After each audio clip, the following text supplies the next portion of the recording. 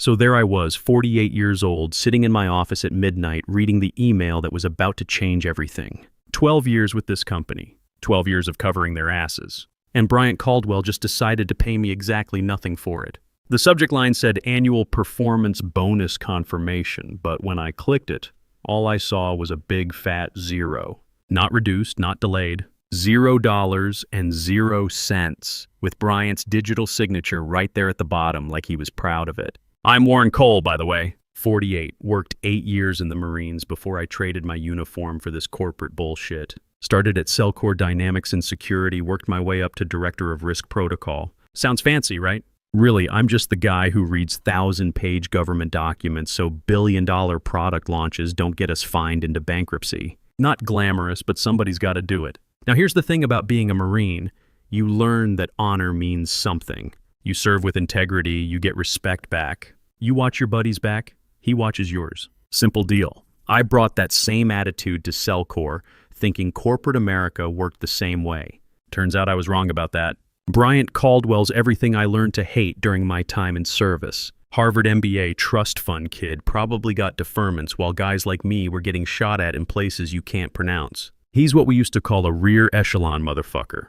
All polish, no substance, but somehow always ending up in charge. When my wife Sarah got sick 3 years back, I made her a promise. Tyler was 16 then, smart kid, good with his hands, but we knew college wasn't going to be easy money-wise. Our boy's going to have opportunities we never had, I told her during one of those long nights at the hospital.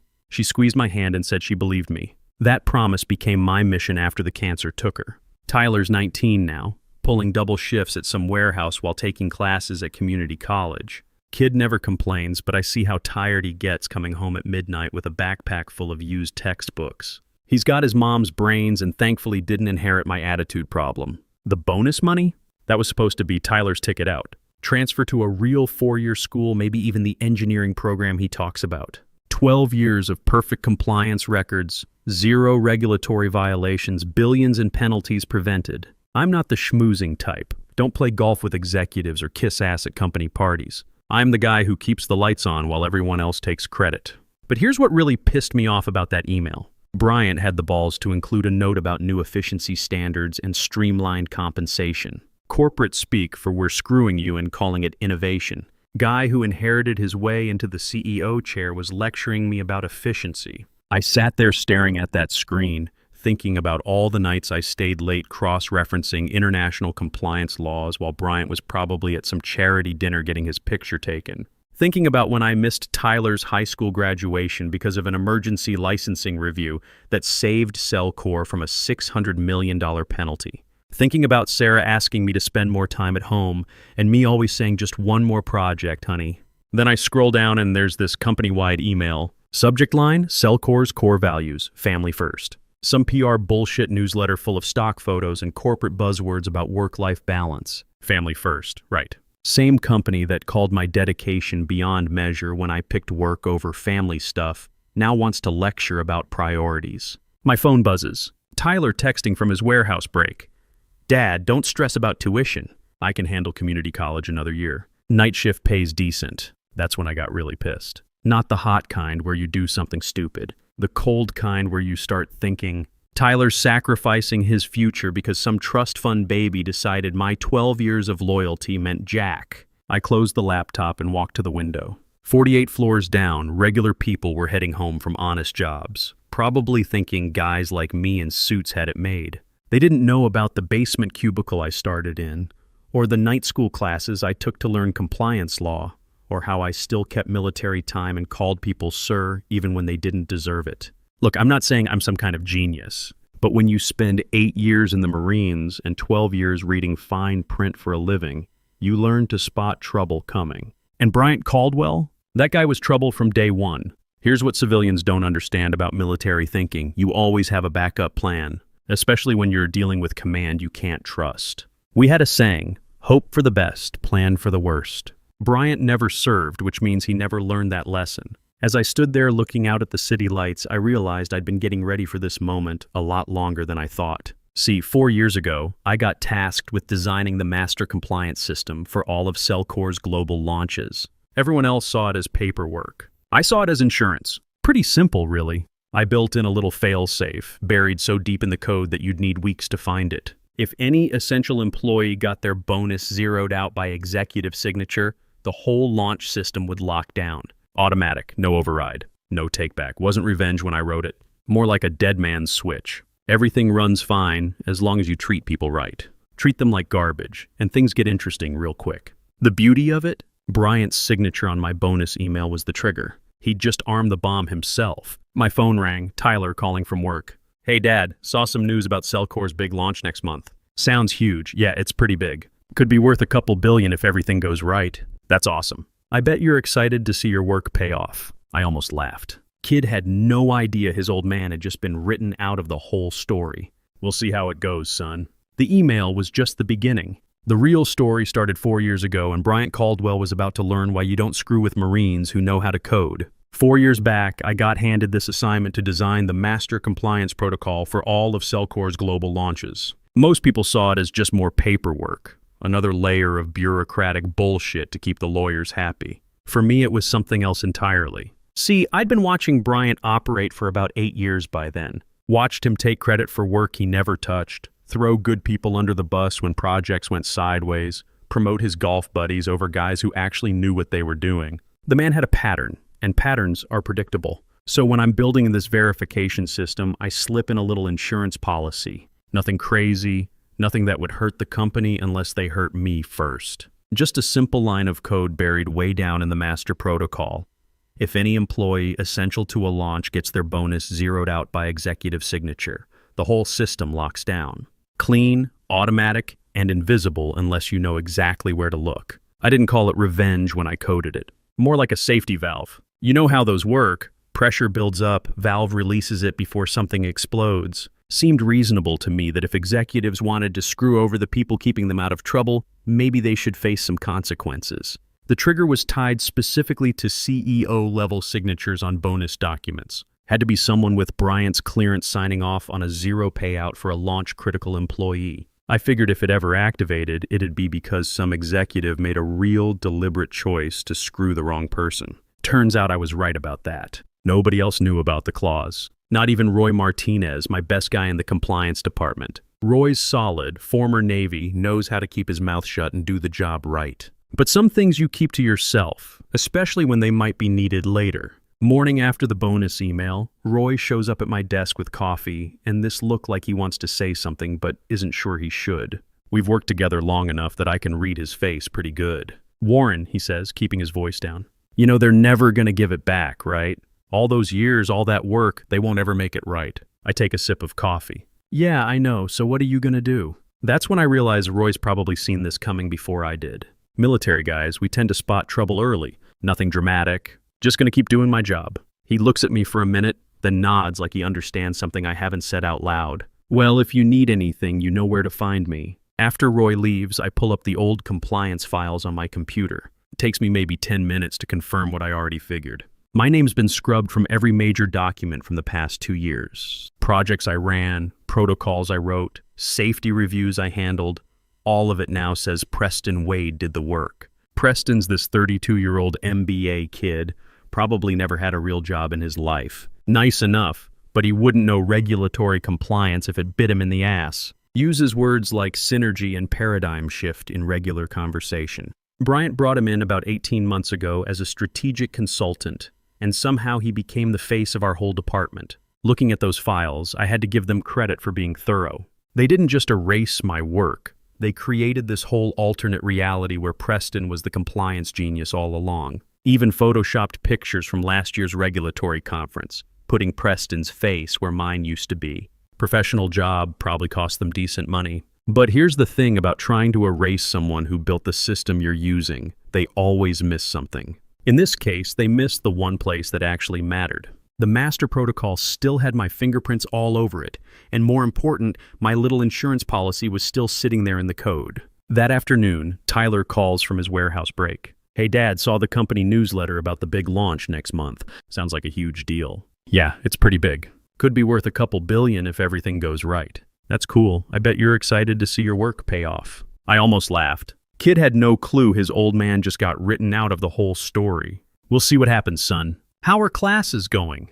Good. Professor thinks I got real potential for the engineering program if I can transfer next year. I know money's tight, but maybe I could take out loans. Tyler shouldn't have to take out loans. Not when I spent 12 years building the safety net that's about to make Bryant Caldwell rich as hell. Don't worry about money, Ty. Focus on your studies. I'll handle the rest. You sure, Dad? I don't mind working extra shifts. I'm sure. Trust me on this one. After I hang up, I sit there thinking about promises and how they work. I promised Sarah that Tyler would have his shot. I promised Cellcore 12 years of my life in exchange for fair treatment. Only one of those promises was going to get kept, and it wasn't going to be theirs. Computer chimes with a new email. Company-wide announcement about the Athenis grid launch in 30 days. Big celebration planned, media coverage, the whole 9 yards. Bryant's pictures front and center in all the promotional stuff, naturally. Email calls him the visionary architect of Cellcore's future. Visionary architect. Right.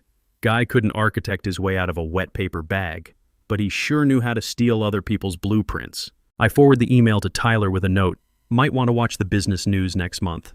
Could be interesting. Then I lean back and start counting down. 30 days until launch. 30 days until Bryant Caldwell learns the difference between taking credit and taking responsibility. My phone buzzes with a text from an unknown number. You built the final lock. They don't know. Someone else knows about the protocol. Another engineer, maybe someone who worked on system integration. Part of me wonders if I should be worried, but honestly, I'm past caring about operational security. The mission's already in motion. Time to see how that insurance policy works in real life. The office turned into a complete zoo over the next 3 weeks. Banners everywhere screaming 10 days to launch, 6B future in these obnoxious blue letters. Countdown timers on every computer screen, motivational posters on every wall, even the damn coffee cups had the company logo and launch date. You couldn't take a piss without being reminded how much money Cellcore was about to make. Meanwhile, people were literally sleeping at their desks.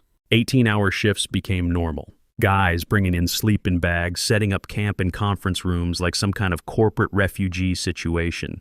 Place smelled like old takeout and Red Bull, and everyone looked like they'd been hit by a truck. Bryant ate it up, brought in camera crews to film all this dedication and teamwork. Walking around in his perfect suit, stopping at each group of dead, tired workers to drop sound bites about building tomorrow together. Cameras loved it, but I could see what was really happening. These people were burning out fast, and Bryant was calling it leadership. Thursday morning, 10 days before launch, I'm getting coffee when this kid, Alex, just drops. 24 years old, fresh out of some engineering school, smart as hell, but running on maybe 3 hours of sleep.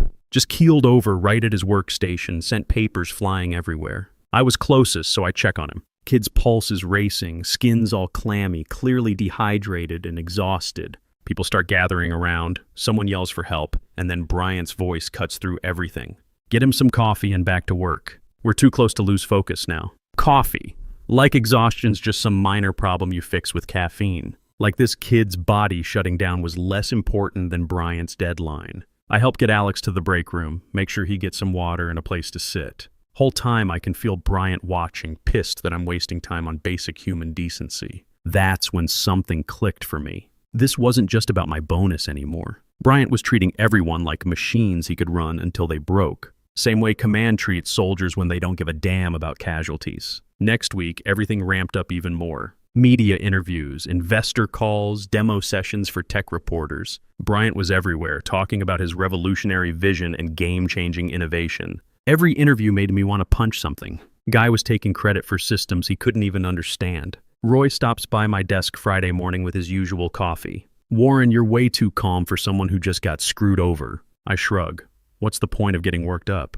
Won't change anything. Come on, man, I've known you 8 years. You're planning something. Just doing my job, Roy. Same as always. He studies my face. Whatever you're not planning, I hope it works out the way you want. That weekend, Tyler calls to check in. Dad, you sound different lately. Everything okay at work? Everything's fine, son. How are classes? Good.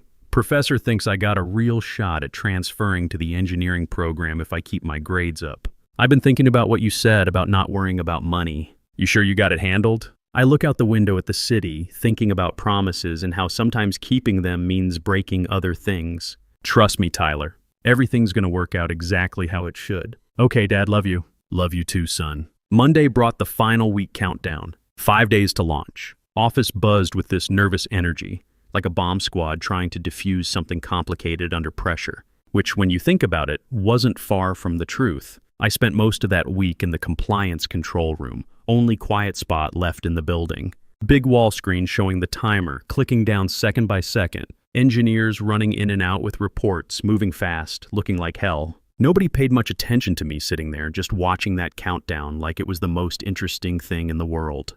Tuesday, 3 days out, I hear this conversation that makes me smile. Two managers talking by the coffee machine. We tested every part of the launch sequence, but that final authentication protocol, nobody's touched it since Warren built it. Should we get someone to review it? Probably, but Warren's the only one who really gets how it works. And we're out of time. They move on, but what they said hangs in the air. The final authentication protocol. My protocol. The one with my little insurance policy buried so deep that even the best programmers would need weeks to find it. Wednesday, email comes about the launch day press conference. Full media coverage live streaming, major investors showing up. Bryant's going to be on stage with the prototype, explaining how his visionary leadership made it all possible. Email includes a seating chart. My name's not on it. That afternoon, Preston walks by with a stack of presentation materials. Kid looks nervous, which is smart. He's got no idea what he stepped into by taking credit for my work. Big day coming up, he says, trying to sound confident. Sure is, I tell him. Hope everything goes according to plan. Something in my voice makes him give me this weird look before he walks away. Poor kid probably thinks I'm just bitter about the bonus. Has no clue he's about to become the face of the biggest screw-up in Cellcore history. Thursday night, 24 hours before launch, I'm sitting in my apartment thinking about the difference between justice and revenge. Justice is what happens when systems work right. Revenge is what happens when they don't, and someone decides to fix things personally. I built my whole career on making systems work properly. Seemed fitting that my exit would show what happens when they don't. Friday morning launch day. Time to see if 12 years of patience was worth it. Launch day hit like Christmas morning for rich kids. By 7 a.m., financial news was already running headlines about Cellcore's game-changing breakthrough and stock prices jumping 11% before markets even opened. Analysts calling it the deal of the decade. Investors flooding Twitter with predictions about record profits. TV anchors describing Bryant as the genius who never fails. Inside the building, all those dead-tired employees suddenly had energy again. People who'd been dragging ass through weeks of 18-hour days were walking taller, smiling more, convinced all that suffering meant something. Hope's a hell of a drug, and Bryant knew exactly how to deal it. I watched from the back as he worked the lobby like some kind of corporate celebrity, shaking hands with reporters, posing for pictures with investors, his suit perfect, his smile practiced. Camera crews following him around like he was about to cure cancer. Today, he tells anyone with a microphone, Cellcore changes everything. The auditorium filled up fast. Giant screens showing countdown timers and slick promotional videos. Spotlights sweeping around like we're announcing the second coming. For maybe 10 minutes, it looked unstoppable. Then one of the overhead lights started flickering.